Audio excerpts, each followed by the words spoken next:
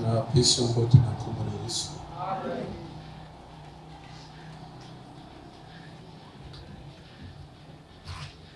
Alors,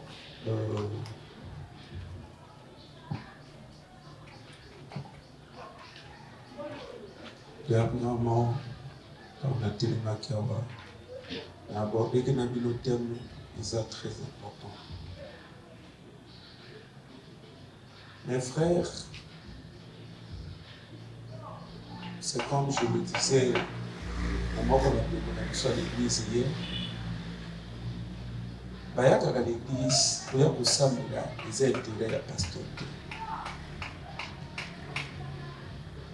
Pour ça, les intérêts, il faut faire un effort de comprendre cela. Parce qu'il ne faut pas, et puis nous avons guerre na pasteur. Il y a le biboui, il y a le biboui, non.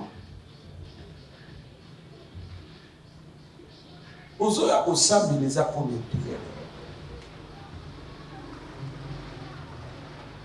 Vous voyez bien qu'ils sont ça, ils sont habillés.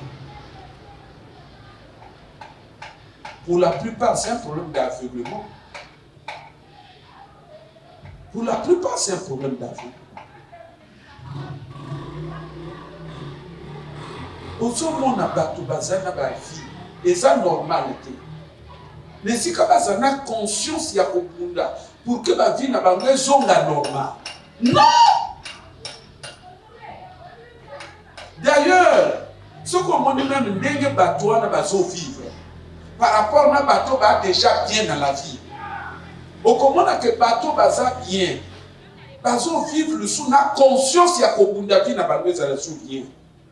Par rapport à bateau, bateau locaux. Mes frères, je vous ai toujours dit, prenez la vie très au sérieux. Ne blaguons pas avec la vie. Prenons la vie très au sérieux. Makambo tozo mona biso na bino ya oyezo bima bitumba molimo tozo kena ngoli kololi. Mes frères, ce n'est pas pour rien que mona kamoto sali 30 ans au 100 000. En fait de compte so bolebo sala bino akina eza totalement négatif. Ce n'est pas pour rien. Parce que bitumba très sérieux, mais mal que bazo zo likolo.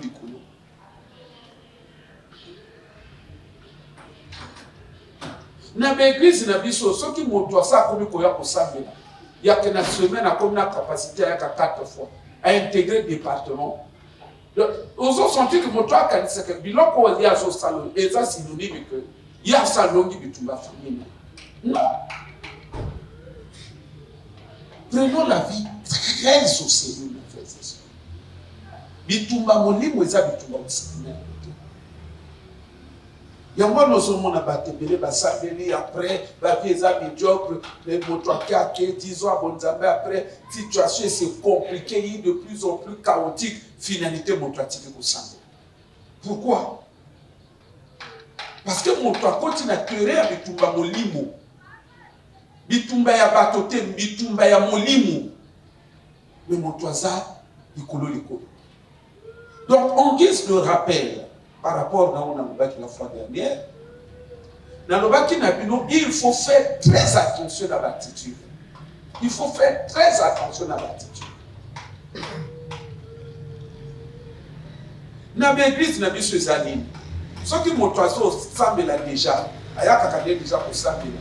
Et nous avons dit non, Makambo ya fina ye kobonga na ba victoire, il y a sous problème na yete. Il y a déjà pour Sambela, donc on est hyper yanzambe, nous sommes en montant comme on s'est là. À comment c'est la ligne, nous avons à ça. C'est comme si dans la Bible, tout le monde va chrétien que Binobo Yakaka pour Sambela, après nous avons pour ça. Alors que les gens n'ont pas de recommandation belée, les gens n'ont pas d'ordonnance belée pour la Bananzambe. Ce qu'on appelle les ordonnances, ça veut dire que ce sont des lois, ce sont des principes qui sont de l'ordre des obligations, des devoirs d'un chrétien. Oh, mes frères et sœurs, oh, que Dieu nous aide, que Dieu nous aide. Comment moto tika l'aveugle na Bible na maboko? Comment moto tika l'aveugle na église lokola meta bazo la musamutu. Parce qu'il y a de ces messages, il y a de ces prédicateurs qui sont en train d'endormir la conscience des enfants de Dieu. Dans l'anda, beaucoup de fois, les magiciens de la télé Congo, de temps en temps, non, vraiment, nous remercions beaucoup les pasteurs. Journalistes, il y a un magicien, il y a ce qu'on veut remercier les pasteurs. Non, ils nous aident dans notre travail. Aux hommes, on a un niveau, non, on est en train de prêcher la parole de Dieu. On est en train de préparer l'église à remporter des victoires, à aller au ciel. Mais magicien, il a remercié Bango. Magicien, il a remercié ce qu'on va faire. Alors, nous basons sur la mission dans parce que quand nous envoûtons les gens, maintenant, quand nous basons vivre au envoûtement, donc, c'est-à-dire que biso to envoûté moto, c'est quoi? Hier, azo empêché moto à abunda bitumba. Mais c'est le contraire de ce que nous faisons à Meta. Parce que là, vous savez que Joanna a conscience. Moi, dans la situation n'est bien. Moi, dans la situation n'est bien. Est-ce que vie nous a dit que nous avons bon, c'est un bien. Et ça, nous avons que ça n'a pas de vie. Donc, nous, je disais la fois dernière, mes frères, que il faut faire très attention avec nos attitudes. Il faut faire très attention avec nos attitudes. L'attitude et la fonction spirituelle. Yo combien de nature nangayi? Ah, il y a nature nangayi, oui. Mais pour annuler dimension spirituelle où il y a lié dans l'attitude. Et c'est là où je vous ai dit la fois dernière, l'attitude est un lien spirituel. L'attitude est une prison spirituelle. Paul Abenga va penser à forteresse. Paul Abenga va penser à moto, à forteresse. Pour dire que c'est des prisons. L'église de réveil, il faut tout le bateau, parce que l'église manque comme au ban sangatro. L'église de réveil, l'église manque comme au ban sangatro. Paul Abenga va attitude, va prison. La forteresse, quand tu vas prison, la forteresse, et ce que nous aimerions relever, autant les attitudes constituent des forteresses, constituent les prisons, les pensées, autant nos attitudes aussi. L'attitude y a moto. Ah, église, vous savez, la casse. Il y a moi, n'a pas avertir, il y a moi, n'a pas prévenir, cause la terre après 10 ans, au comment on va bien au kili. Au comment on va bien au kili, toi et une église, toi et un pasteur. Alors que bah on la moussayo, bah qu'on avertir yo zo à nos élutés. L'attitude, et ça n'a pas fonction spirituelle éveillée. L'attitude, ezali, la piste d'atterrissage, la moyen de communication. Ce sont des leviers de communication. Yoko silikana moto. Ato le bien ni kabote. Neni ya yiba kino, un tel a un problème dans le corps. Les attitudes communiquent. L'attitude est bien et les attitudes sont capables d'attirer le règne de Dieu dans ta vie. Mais les attitudes aussi peuvent attirer le règne des démons ou le règne du diable dans la vie d'une personne. Il y a moi, comme on a montré ensemble, il ne comprend pas pourquoi il y a un blocage. Ah, maman, papa. Il ne faut pas à un moment donné, on doit être sérieux dans ce que nous faisons. L'attitude attire le règne de Satan. Tu peux devenir un bon agent du royaume des ténèbres. Tu peux te faire recruter et utiliser puissamment par le royaume des ténèbres à partir de tes attitudes.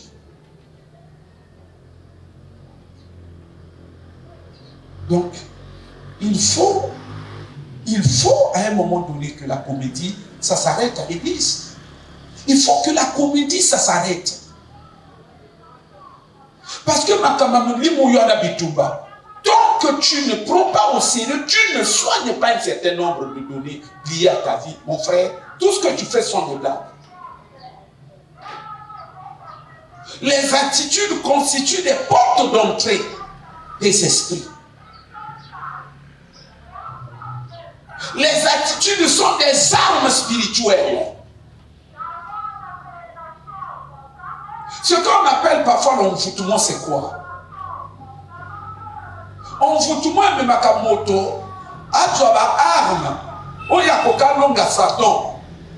A comme ça, la mabé n'a pas arme. Quand on a moto, ce qui va envoûter na moi. Mon dos va passer dans l'état où on va ennemi, à jouer à moi bibobi.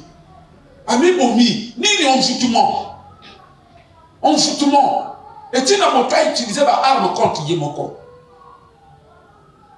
Machete ya azwa na ndako abomba bitete soke nema aliko atake nga moyini na butu motika ka machete wa machete soke etumbe ekweyi endaka mwana mobali emonkeke machete te parce qu'on ne sait jamais abombi amoke en cas d'ennemi ali mais non ba soko zwe loko akomi utiliser contre moi akomi ko utiliser sur contre Yemoko ni envoûtement. Envoûtement mon pesa la base il y a beaucoup d'attitudes awa combien même bazo tête sur la moto et loko et ça m'a bien détruire vie. Même mon tato, ça l'a toujours contre vie. Il faut faire très attention avec les attitudes. Il faut faire très attention. Bible est le baboui. Si quelqu'un parmi vous manque de sagesse, il la demande à Dieu, qui donne à tous sans faire des reproches, qui donne à tous généreusement, mais à condition que attitude est à la doute. Bible dit que ceux qui montrent un doute, qui ne s'imaginent pas recevoir quelque chose de Dieu, écrit noir sur blanc. Il n'y a que les chrétiens qui continuent à s'embrouiller pour des questions qui sont parfois même distinctement tranchées dans la Bible. Maintenant, il y a tout le sang de la méta. Mon colo m'a dit que ceux qui montrent un doute à cause de l'autre côté, à ta attitude, il y a doute. Le doute se manifeste par les attitudes. Le doute se manifeste des attitudes. Le doute s'exprime par les attitudes. Oh, mes frères et sœurs. Et t'as dit hein? Vous voyez bien dans le bakadabino makamoko à profond. Mais beaucoup ne prennent pas des choses. Bazwaka makambo ngana le baka au sérieux. Ngana le bakadabino. Échec n'a eu des échecs, il y a pas de naïf. Il y a vu pourquoi dans âge aux anango yo komi potote. Pourquoi dans âge aux anango yo komi potote? Les échecs va parler. Na kaka na âge aux anango, ceux qui va attaquer la famille mususu. Ba passeport, il a déjà dit si c'est tout dit. Parce que chaque vacances vous kende. Na âge aux anango, ça véhiculé pourquoi? Et ça l'échec va parler ça n'kati. Na âge na yoyo, aucun va famille mususu. Na voiture va payer ça. Papa le bon, na va voiture retour noir et dit azor de banaye bon, toi ta façon de conduire tu es souvent brutal dans la conduite. Il faut pas toucher na prado na ngai. Soit où tambola. Pas au tambola. Ozo mona ba mona ba bala. Mais au nom d'aveuglement, au nom de l'envoûtement, envoûtement est produit aveuglement. Au monde a mozo tiré par nous. Et c'est l'échec de nos parents. Mais les bazos loin, ça n'y a échec à ma parents. Parce que dans l'âge na yoyo, et ça n'a pas parent tondi bandako. Ah, azwa les bons, bino fanda. Frère on t'a le binga yamba, le mec tu prier contre ta maman destinée. Azwa oui. Ah, afin de nous faire nini ndako papa tondi. Bino fanda kuna. Nous avons parlé de biso ba koti. Les biso tozo nyo koma. To bimelo tozo bimelo kola ba to pamba na mokili. Tozo bimelo kola Toi qui n'as manière de toi na potentialité. Tala nzela ngoba e bene na kati l'église ba continue nzela. Bible ezoloba à quoi sert-il l'argent entre les mains d'un insensé? Nous avons yo sambo nos autres la Bible. Yemoka lobi insensé. Bongo na ye royaume de Dieu. Ba pesa kana ba insensé. Mettez le sérieux dans ce que nous sommes en train de faire l'église. Pour ça qu'on a l'attitude de Dieu. Dans le baki na bino pour terminer, en guise de rappel, dans le baki na bino boye. Ce qu'on lingo changer vie na yo. On lingo changer vie na yo, lobi vie na yo changer. Et là quand les bosso ko banda pour ça là, les a ko changer l'attitude là. O ko changer vie na ba attitude moko boité. C'est une impossibilité. O ko changer té. Il faut changer les attitudes. Il faut changer l'attitude. Alléluia. On est Zalaki, moi je rappelle tout ça là qui. Il y a que tika ko murmurer. Tika ko nyonga. Tika via ko nyonga, tika ka via ba souci. Tango yo ko fanda. Yozo se soucier na vie na yo. Oza ko se soucier, ozo besala ba souci. Na langage ya kibomoto, ezo bima lokola ke non, tende kwa na lingi vie na ye. Ata ndenga zo katsa na vie na ye. Mais ndenga milimu, tu es en train de détruire ta vie. Foye ba yango, na ndenga milimu tu es en train de détruire ta vie. Bible le dit qui pourra changer, rallonger sa vie d'un seul coudé à cause des soucis que lui s'est fait. Il faut changer les attitudes. On a mis l'église, on a zone, on a capino, on a profond. Mon toit a mis profondeur et ma camouna na zone, on a bino l'église. Et ça, et à diable dans ma sataniste. Le chrétien va comprendre la profondeur de ma cabote.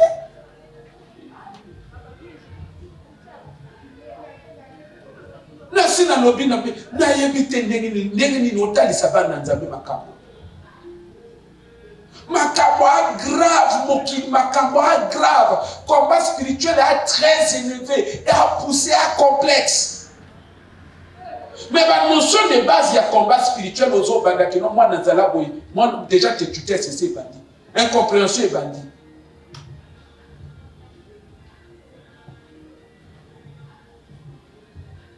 Prenez la vie très au sérieux.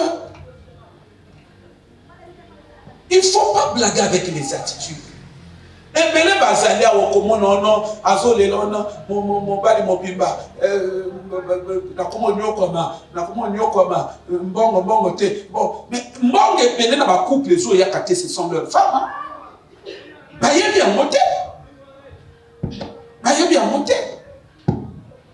Bah, attitude est quoi repousser pour mon akatanda. Attitude est quoi quand bandela mobile na katanda. Bato ba yemi biloko comme ba chrétien le ba yimonde un peu ya ba reveur même bato na mboka ba yema kabo. Azu ba problème na moi si anakanda. Moto aken na mboka nyamata za kwa beti obu nyama kufa te. Yamoka yaka ba moni babala moni makila nyamoyo ajoki. Baba le koti. Akolanda. La nature n'a pas de loi. La nature n'a pas de loi spirituelle. Nature sont aussi pour bandit n'a pas de loi spirituelle. La nature est télémédio. Et pour personne n'y a mon makasi. Koko fa les bosso na été. Non comment on a moto alanda nyamate alongola même ate ba Congo. Après la famille aliba na lembe na zo mekamboka. Yatanga pesa kama Kongo nyama kwa ika même si mabafu. Akoye na nini? Nyama boy kaka kino na koye na nini ote. Nature télémédio. Kana moto azofanda na mobali. Moto azofanda na mobali bazo dans le béton encore. Mais akaka sof mobali ake mosala. Asaka leo. Yeba koshe koto. Soka matana tono. Soka matana tono. Akotonga kilote na kata Brazzaville. Asaka nangai. Kana nini na Brazzaville, Colombia Brazzaville. Nana amené à Brazzaville, grandi à Brazzaville. Nana mona bokate. Nana mona bokate. Oyani na katanta. Hein? Parce que c'est-à-dire, nana yébité. Oso nyokoma. Fima kabeso simbate. Jaba menio na bonzabe. Ya kena ba comment tali sa comment ndenge vie ezala ko changer comme na vie ya bien. Problème ezali sala boy. Mais yo kompunda bitumba na nature na yo. C'est que vous ne comprenez pas la nature de l'homme. La nature de l'homme, au moins nature no wana. Ezamo ko na ba agent, il y a Satan na pour que bundi sa vie nango. Et ça paraît naturel. Ce qu'on bundi si, on bundi si nature na yote, nature no kokoti son ifelo. On bundi si nature na yote. On bundi si attitude na yote. Attitude ne kokoti ton action na royaume de ténèbres ba do kangayo. Il faut pas osaka na bande konanga, osaka na te. Au moins ndenge dans l'espace ezali boyi. Ezali ba maladie ba to ba qui dans l'espace. Mon toi sali be contation, asali a formé mon akabu. Et qui et poni mototé, a ciblé mototé, avant qu'il y ait dans l'espace, avant qu'il y ait dans les airs. Il y a une carte Bible. Et là, on dit que ça là que maladie, et il y a que quand on a un zoto, et du espace, il y a un spirituel, et du espace, na carte en zoto, après, on se retrouve dans un concert. Et à l'attitude, et à la nature, et quand la porte, donc tu es dans le canaux, et tu portes dans tes côtés. Motoya kaka kosambela bongo la motema bandeko. Motoya kaka kosambela asiri azolanda makamba l'esprit ndenge bazoteya. Motoya kaka kosambela atika likidiba te bandeko nitaye. Amen. Wana ezalaki ndenge tosepela kike tozala na moi ton commun ya nino ya moi ko recadrer les sous. Pour rafraîchir la mémoire dans les choses. Et puis au moins, il m'a dit attitude. Ce qui vous salue, il y a un bilan qui ça sur le bon dans l'église que Matthieu ça la 2 semaines. Après 2 semaines, au bout ici, on commence à la camisose. C'est un problème. Quand nous causons, quand les gens réussissent, quand les gens percent, il y a souffrance, il y a une banane. Il faut y avoir. Et ça, il y a mon côté. Peut-être que ça m'a camouflé non à ton nyoko là et à yona na banane yo ya motuta. Prenez les choses au sérieux. Qu'est-ce qui ne va pas? Donc Satan na royaume na etu mobimba na ba jona etu mobimba yo telemi ko bundisa bango siko bango bundisa bango na ndeka lo yenge et c'est pélisio jour wa lo yi l'église. Et c'est pélicioté, jour où on a l'église était. Parce que la parole c'est pélicio aussi bien. Oui, c'est pélicioté au repousser. On a dit qu'on s'amène. Batu bazo sakana makabo. Bazo, yangwa na ba blague batu bazo sala na nzema nzambe. Kende na bo plutôt mon ndenge ba chrétien badali. Pour comprendre que batu o sakana ote ya ka kusuki sa. Mes frères, prenons les choses très au sérieux. Prenons les choses très au sérieux. Tozala ki na thème na biso, toti kaka yango ezalaka suspendu. Je veux encore y revenir. Tolobaki que toyi na ba moment il y a la prière, il y a ma casse. La libération des vies des régions inférieures de la terre.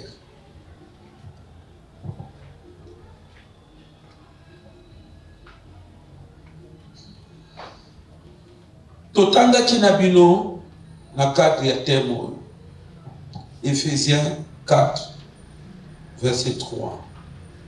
Or Que signifie il est monté, sinon qu'il est aussi descendu dans les régions inférieures de la terre. Mes frères, oyebi niveau tozo kenena bino l'église.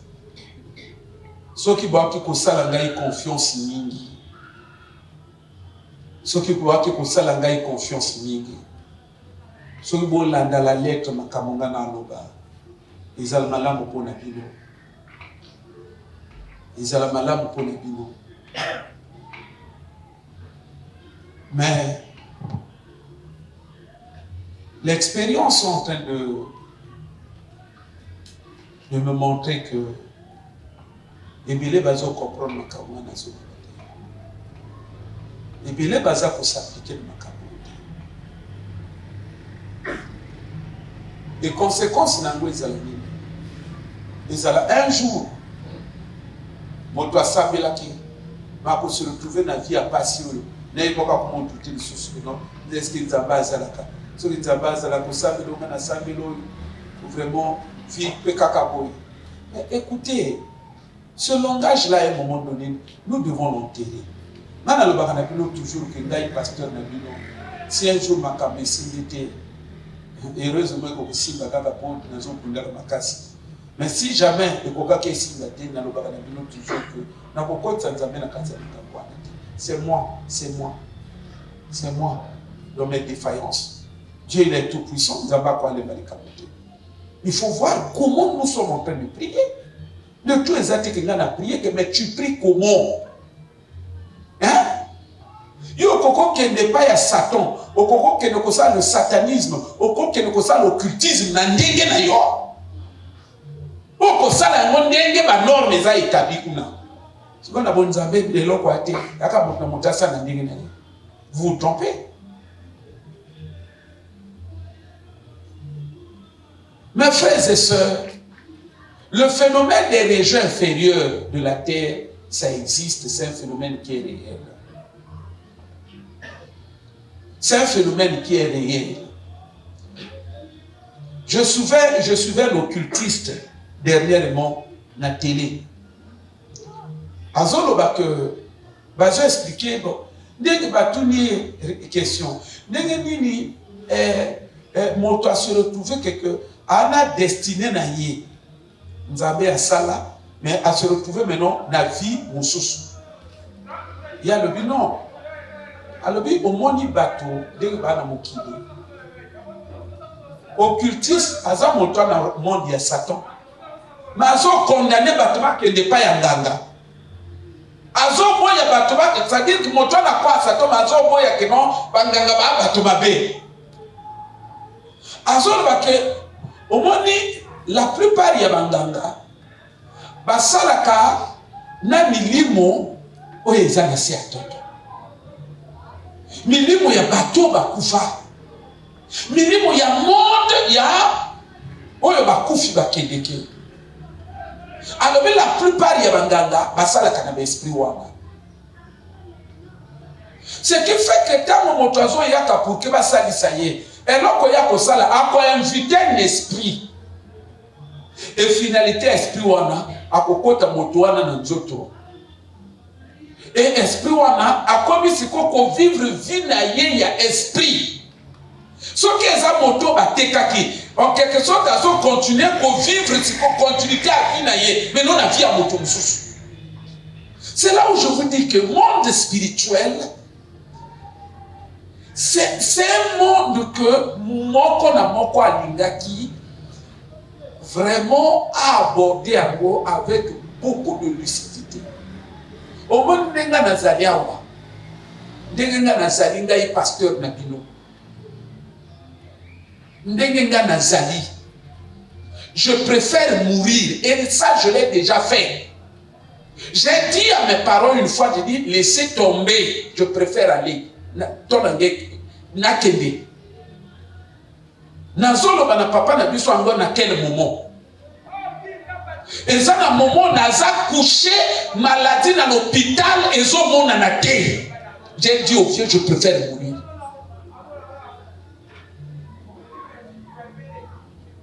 Nakolo bango papa yemoko afanya kati ya sala. Et comme les mois n'angadi bosso, j'ai dit je préfère akufa. Je l'ai fait.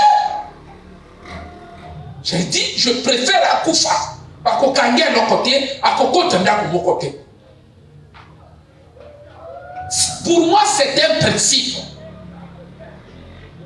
Pourquoi mes frères et sœurs? Makamba molimo yoko kende bazo sokolaka makolo bandeko likambo ya likamba molimo oyebi esprit ni les a engagés te bandeko est-ce que suite ya likambo boyebi yango na préféré que na wana na makambo na ngai nzambe soki tumekomeli ngai l'hôpital elembi ngamona kona conscience ka oyi spirituel. Donc la spirituel c'est que n'a attaqué puisque n'a outil pour contacter alliance na esprit moko songoloté. Là au moins diagnostic est clair. Na oyo kendaki ba pression sous poussière noire, homélie, tout ça bandeko. Tout ce que vous faites, nana yebite congolais ou arandi maka kufa, alati ba bomba ke ko kufo no à religion. Quels sont ces adeptes? Il y a religion. Au nom de la mort, après, et banganga. Oh non, dans la mort, la mort. Est-ce que la mort, est-ce qu'ils ont besoin? Même été les balles. Les balles, c'est-à-dire tout. Pour montrer que sous lavage. Mon Dieu. Oh, tous les autres salles parce que bazo ça un effort personnel via l'esprit monde l'esprit animité. C'est ça le problème. Azo yo kané l'église bazo le makamba esprit, les esprits. Mais azo ça l'effort à comprendre bazo le bakane animité. Je ne peux comprendre yango, c'est fini. À comme un niveau comme il dit non, je préfère mourir. Je me souviens quand je parle de ces choses, je me souviens d'une maman na côté na kendaka évangélisation mission nzambe na ma oja déviation livuba boka moko na kati kuna komboma na ke mission nzambe kuna nazokota mapango ko évangéliser je suis tombé sur maman je abandonné aye aki toucher le binanga papa oyi makambo yo zolobo yo ça m'a rappelé mon fils. Tu n'as pas appelé l'hôpital, akufi aloko moninga na pilite ya pila mwana alebi mwana wana azobela tout memi na ba l'hôpital na bandenge tout ça n'a pas donné bakende banganga mwana boyi alors a préféré batike na ndako alala kaka et akomaki de kaka zolala wana zolala kana nzambe na ye. Un jour, elle dit à maman, vous sokola ngai. Basokoli. Vous pouvez s'en vidéo. Vous pouvez vidéo. Alors, maman, vous avez la Bible ngai. Baye na Bible ngai. Alors, à Jango, à Fongo lango à Tiago le kola motema. Leur moko kati pe maki. Mosusu ndenga fana zoba zoba. Mwana baki vre zoba. Les Cambodgiens ont dit mieux à Mayele. On dit mieux. Il y a qui zoba. Nalobaka na bato bimour tout au sala parce que au sala makambo lobo la moki ozo réaliser que l'on fait ça jour au là le pas fini sur au kangi au kémon de l'esprit autant qu'on comprendre que bimour au sala na makambo nzambe c'est que l'on veut mwana na nzambe fois zala na ba position exact clair makamba milimo makamba ko sakana na yango te bande makamba milimo ya makamba ko sakana yango te. Règne ya d'esprit, il faut pas au sakana. Règne ya d'esprit, ce que c'est continue na kati ya vie. Ko kanisa te sukana yo, c'est tout un règne. Et règne wana toko bo briser en beauté et pour régner ma génération. Il ne faut pas blaguer avec makamba d'esprit. Makamba d'esprit n'est pas côté ta mona nzana yesu boye, ça là sérieux. Votre état est sérieusement. Quand ma esprit a compliqué, au moins, le banditisme va te baser dans l'église. Tétuité va te baser dans l'église. Donc, il y a des choses. Et pour rattraper, il y a des gens qui ont avoir koufa. Et il y a des gens qui ont mis sur les mots. Makambo sérieux. Makambo sérieux. Oh mes frères. Non, non, non, que maman pasteur. Tant que continue à faire des problèmes pour Bota. A comment qui m'a oué toujours dans Katanda. Azolo banangai. Yeso ça va pas citer parce que maman mobile. Non, non, John ça a été et ça n'a pas été parce que est un chrétien.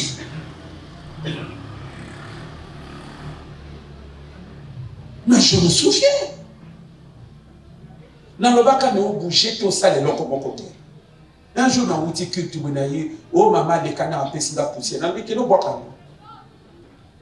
Keno boka. Je préfère nati kalaka bongo. Mais n'a contact et l'autre diable na lingamoté. Il est mauvais. Oh ya ko sala yo par la suite yo réalisé.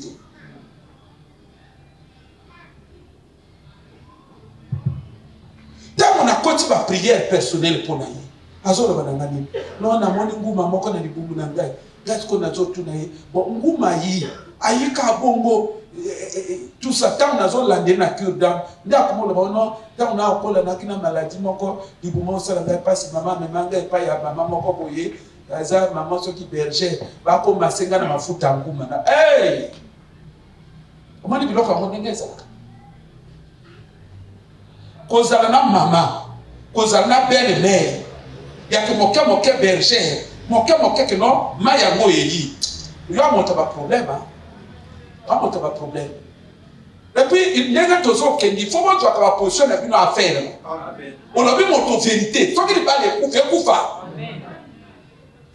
Koya ko bota ba de belé na kati na libala, mais yo moko livrer ba mona règne un esprit moko boyi.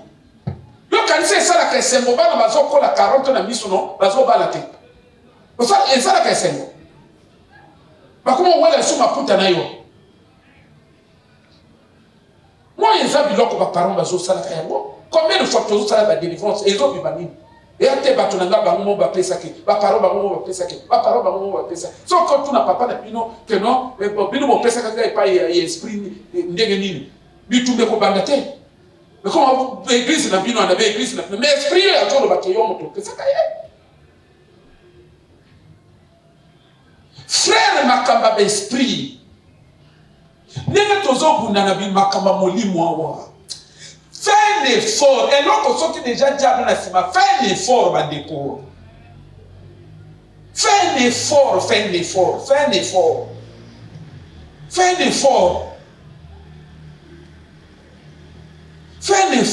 Oh, il y a un autre qui a poussé la peine à côté. Mes frères et sœurs, n'a pas le banane comme on y est là. Le biomoni. Il y a tant que nous traiter déjà. Parce que nous traiter et pas il y a motomoko boye. Abongi sakaba. Asala kabato. Ndeko lo banangani le papa na ndoto nangana lota kabingi lole monange ilokola yoka na ba ndoto nangana lota lole mo ilokola yoka. Mes frères ba ndoto nangana binkalo lole mo kaya nyoka bongo etiabo pa ebi nanga mona zo mona papa na kumoka ngalo na lole mo yoka ndeli bandeko. On a ya lobiko ebima lokola ya maladie ebima lokola bazo bikisa yo. On a ya ba difficulté ebima lokola bazo pesa ba solution. Mais oyo ezo sala na molimo yo yebi akote. Nde na koloba na ndeko na lobi omoni biso na bino to na conscience mingi te na makamba molimo to vraiment tout sala ka bifo. Nous on a un phénomène frère Octave na lobaka à chaque fois wa. On komona moto ana esprit na kati na ye. Il est encore conscient qu'il y a un démon. Il y a que prier que elle a roulé que moi toi conscient que nana démon, moi toi conscient que nana esprit dans d'autres, moi toi conscient que nana mari de nuit. Il faut mon attitude à mon église. Il faut mon attitude à mon église. On comprend que oui, on a mari de nuit en fait. On comprend que oui, mon toi ont envoûté en fait. Parce que ma camoise au salon, mes frères et sœurs. Yoba ko saliswe pa yanganga olingo lingate talaba le temps exacté n'a pas expliqué au moni d'esprit et profiter que na ignorance ya ba humain pour nako qu'engager na qu'engager yo na ba réalité spirituelle où est très vaste lokola yo yebi bangote yo yebi l'esprit te ya zo monana te yo no ya kokende pa ya nganga biloko ya esprit a ko inspirer na nganga ke no moto ya pesa ngai pona lubiko na ye. Tu n'as pas conscience. Tu n'as pas conscience. Tu n'as pas conscience. Et dans le dans beaucoup de choses vous allez inviter l'esprit en vous. Esprit kokote là. Tout comme moto na mari de nuit et les esprits à la katsanzoto. Moto na femme de nuit et les esprits à la katsanzoto. Mais posons-nous la question fondamentale, une question cruciale. Esprit lié à kanini. Parce qu'il y a eu un anzoto na yo. Selon toi, Ali Akate. C'est cela le problème. Ali Akate. Or, ndenge biso na bino bato to lia. Tous les jours tozo lia. L'esprit peut ba lia ka. Sikoyo, tango yo un esprit na kati ya nzoto na yo.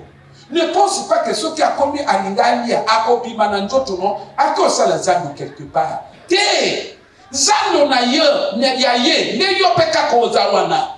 Ozo ko se servir mais au même temps le kola ndako, au même temps le kola sani. C'est ce que les gens ne réalisent pas. Anna Marie de nuit, ne si qu'à salaber fort esprit et bima, ne si qu'à se discipliner esprit et bima. Ani wanaka no yenge, ana likolo. Donc nous osons sentir que vraiment moto ali vrai ignorant makama molimo. Yo kanisi akolia wapi? Ya akolia wapi? Akolia kana kati na yo. Mais lokola bango balia ka vie.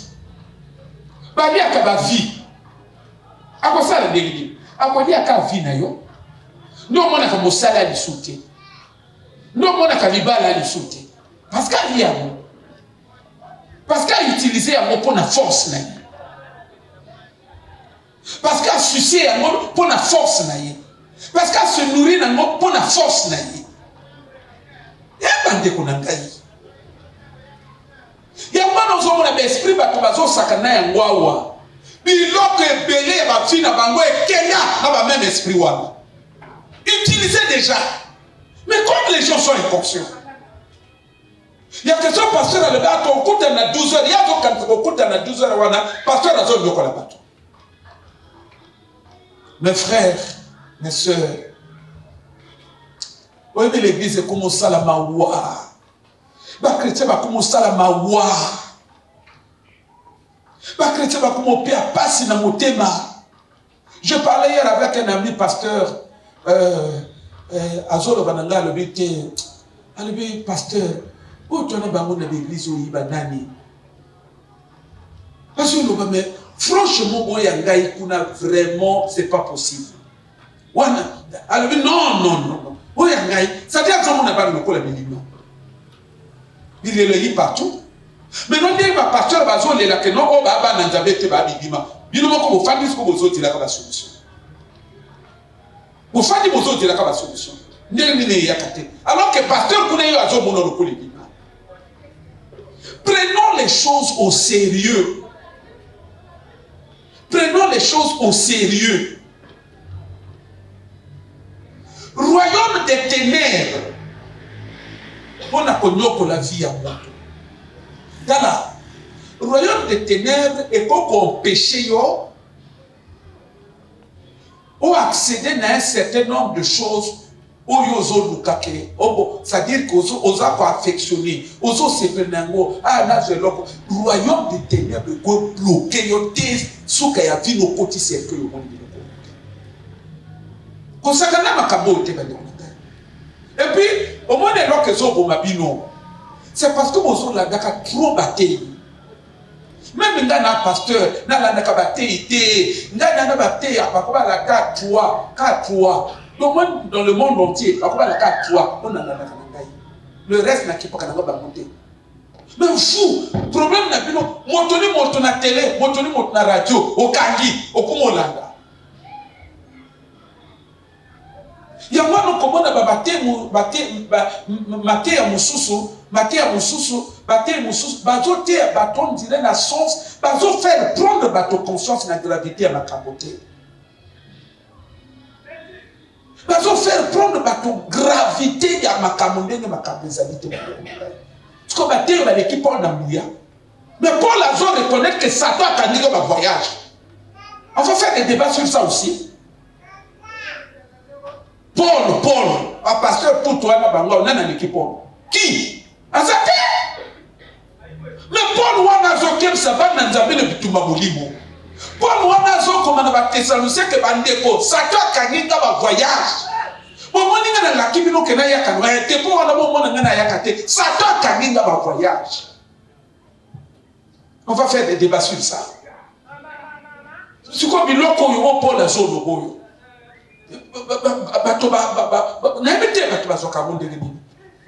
Ah, comment yoka ono ni na ba de so ba tana ni ba poisson. Wana molimo santo.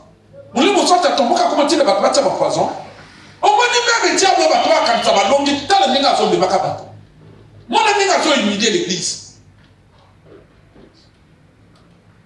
Wana molimo santo atomboka comment tile ba poisson. Hein?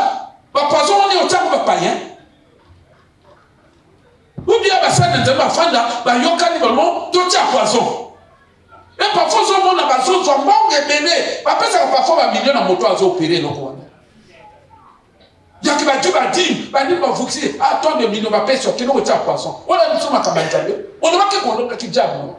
On va voir là-bas eux même. Bah même de ténèbres. Mais frère moi là dans mon corps bah toi ça na ténèbres. Makambo est très sérieux. Il est très sérieux. Non, mon gars, frère Gaël a commis un livre sur l'argent. En apoto. Dernier moto sonné à l'obinangaï pasteur. Au moins, il livre ou en a servitude. À l'obé au moins, mbongo. Mbongo a physique, mbongo a spirituel. Alors mbongo utaka na tombo. Alors bina ngo mona ba descendre na mbongo na te.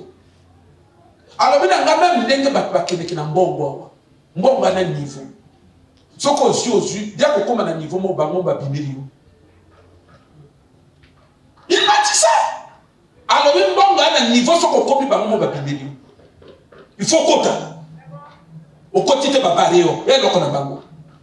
Au fin d'attendre dans le combat spirituel, il y a un niveau. L'église a l'oyengoloye. Beaucoup sont terre l'évangile, nous avons bengi bangote. La Bible a dit que je ne vous ai jamais connu. Mais vous avez l'évangile là-haut. Et à Banzala. Vous avez l'évangile là-haut. Et à Kakaba. Et ça, c'est un orgueil personnel. Enfin, pourquoi il est dans la terre de ma boko? C'est des gens que beaucoup de Dieu ne connaît pas. Voilà pourquoi il dit des choses qu'il ne maîtrise pas. Là, ce qu'on a dit tout, mbonga spirituel. Depuis on a zolo banabano que makamoyo, il faut être hautement spirituel. Mais non comme nous on pas contrôler à nous. Dans le système monétaire, dans la décision à nous, il y a pas de contrôler l'eau, pas de contrôler. Pas de kanzaka koteka. Pourquoi on a soka teka teke à demain muta. Il faut contrôler pas sans cause de la spirituelle. Yo, aussi le bango, on contrôle pas sans cause de la spirituelle. Ozo seka nzoto na yo. Ozo seka nzoto na yo. Oh, Jésus a levé que non, pour servir Dieu m'a été. Pas Dieu et maman. Nous avons c'est maman. Oh mes frères et sœurs, vous allez partout spirituel. Devenez spirituel. Vous pouvez s'habiter dans les pibas. Vous allez pas comme moi les colotés. Ma pasteur, tout le monde a battu même les colotés. Ils ont distrait les bateaux. Et ça va jouer à Satan. Pour que Satan ait la domination du bateau. Oh, il m'a envoyé un message. Je ne sais pas moi comment appeler ça. Azon le banangai. Atiningai moi traité mon copie. Azon le bakenon na ba payox donc ba fandi ba l'année ma kabatu ba décision na bango que non à part biloko bango ba siba légiférer ba homosexualité ba nini ba bestialité ba nini ba comme na niveau ya l'inceste. Il faut pas autoriser l'inceste. Gouvernement tout dans le monde, il faut autoriser l'inceste. Ce qu'on tolérer l'inceste, c'était mener en guerre. Il faut que toi, otika kanana kanana baba, otika bango. Mon tapé ça mon touté. Nous sommes à ça gagner. Frère gagner mon comprendre. Et après quoi fermer règne à Satan à mon kidi. Parce que ce désordre là, l'impudicité là, l'inceste là, les amis règnent, c'est tout un règne. Ça favorise, ça donne les autres ça fuyer dans le royaume des ténèbres. Royaume où on a de plus en plus la domination sur la terre. L'église, ils ont compris le bilan. L'église, il y a tout manuel de Sunana. Il y en a contre le pasteur. Ils ont compris la cambo, ils ont compris la vita, la camondé, ils ont comment. Ils ont réalisé que tout manuel, ils ont comment na mokili. Ils ont réalisé que bateau, mesure pour que imposer règne à Satan dans ma belle, donc physiquement que spirituellement. Mais tout le monde se retrouver sous Nana contre le pasteur. Alors on ne peut pas. Attends, ça veut. Mais là, pour ton azon, Sunga, moi, Michel Fongon. Mokili a bonyo obonga sonzabe. Tu es là, moi, dans mon affection. Ils sont pas tous souhaité que tu aies bonga. Quel est bonga sonzabe tout le monde? Ma campagne sérieux, mes frères et sœurs. Ma campagne très sérieux. Donc, mon qu'on a bisika, et ça va forteresse.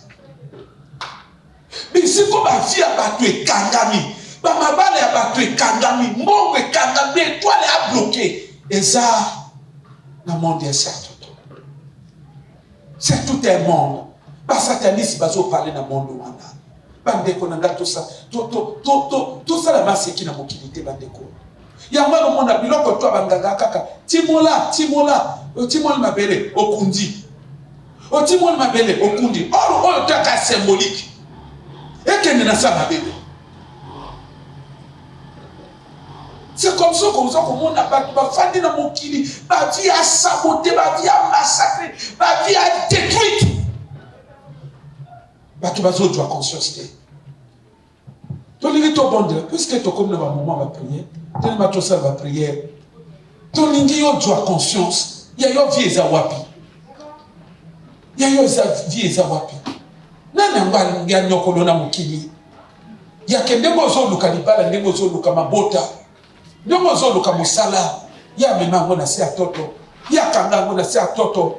Nana zo kombo na yo, nana zo sous-vêtement. Nana zo azwa suki, nana zo mbongo. Akenana ngona si mabele. Ya katika yo, mwana na moto. Onyoko ma mokilo makamboto ezo sala na mbongo. Ya tiko maboko pamba.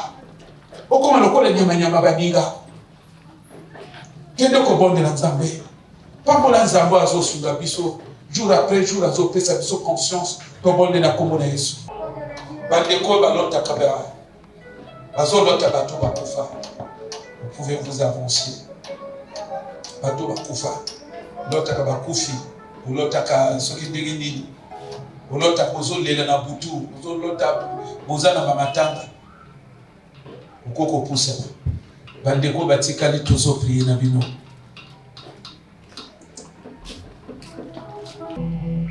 Kende ko so bokonji.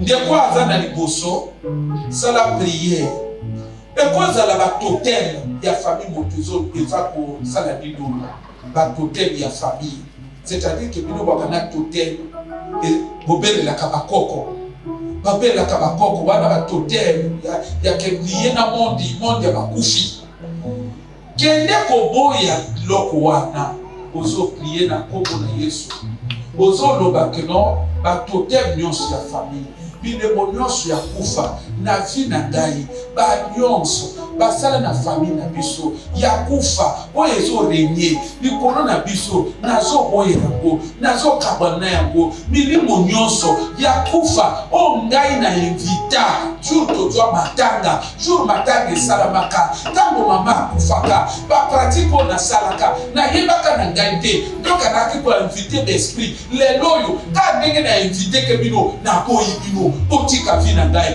de prière yo oso sala ndeko yo tika na sima kende ko bondela esprit ni dezo omaka bidoko na yo ba projet oso sala ezo kufa zwa mokonji telemela